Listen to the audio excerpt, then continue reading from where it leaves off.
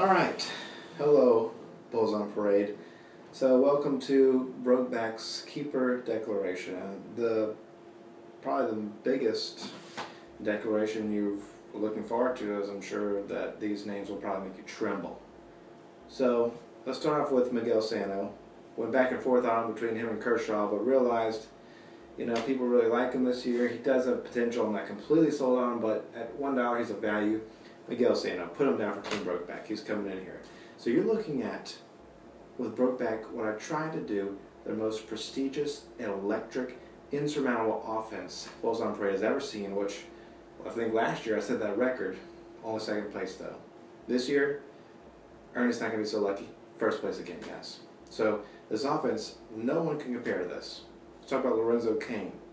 Amazingly steady player, solid player.